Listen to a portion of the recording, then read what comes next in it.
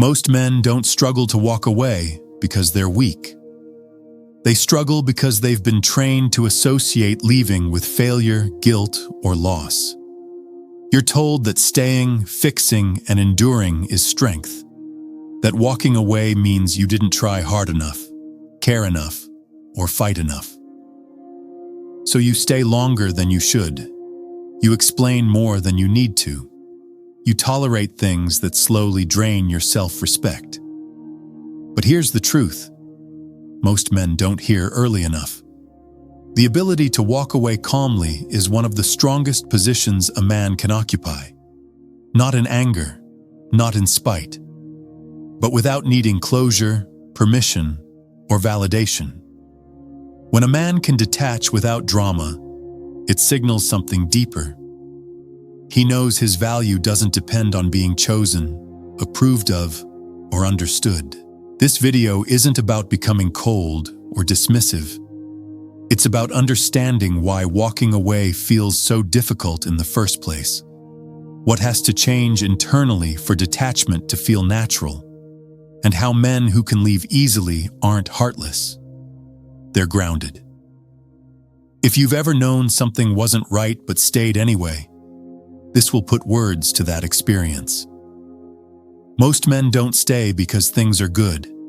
They stay because they're emotionally invested in who something could be, not what it actually is.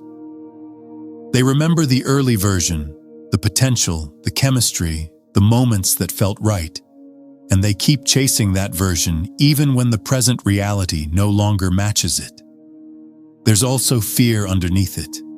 Fear of starting over, fear of loneliness, fear that walking away means you failed, or that you won't find something better.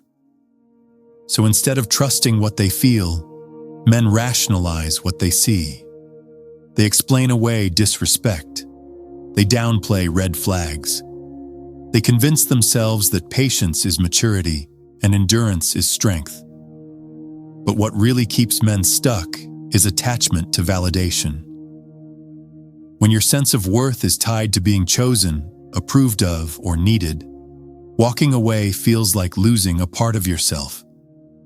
You're not just leaving a situation, you're letting go of the version of you that felt wanted there.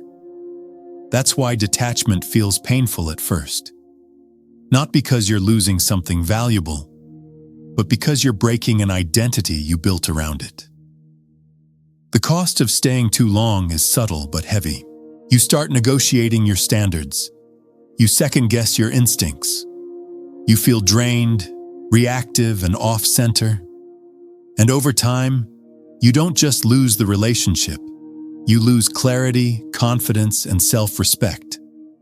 That's the price most men pay before they finally realize walking away would have been easier than staying silent with their discomfort.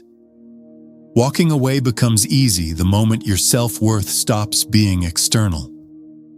As long as your value is tied to how someone treats you, wants you, or chooses you, detachment will always feel like loss. You'll hesitate. You'll overthink. You'll stay hoping things change. But when your sense of worth is internal, rooted in your standards, values, and direction, walking away feels less like giving up and more like alignment. This shift happens when a man stops asking, "How do I make this work?" and starts asking, "Does this fit who I'm becoming?" That question reframes everything. You stop chasing outcomes and start protecting your state of mind. You stop negotiating boundaries and start enforcing them quietly. Not with threats, not with ultimatums, with action. Men who can walk away easily aren't emotionally numb. They're emotionally clear. They recognize when effort isn't being met, when respect isn't consistent, and when their presence is being taken for granted. And instead of reacting, explaining, or trying to be understood, they disengage, calmly, cleanly, without resentment. The internal shift is simple but uncomfortable. You accept that not everything is meant to last, and not everyone deserves access to you. Once you make peace with that, Walking away stops feeling dramatic. It feels like self-respect in motion. The mistake most men make is thinking detachment means becoming distant, bitter, or emotionally shut down. It doesn't. Real detachment is quiet confidence. It's knowing you can care deeply without clinging. It's being present without losing yourself. And it's leaving without needing to punish, prove, or be remembered. When detachment is healthy, it's not reactive. You don't walk away to get a reaction. You don't withdraw to manipulate. You leave because something no longer aligns with your standards, and you trust yourself enough to honor that. That's the difference between power and ego.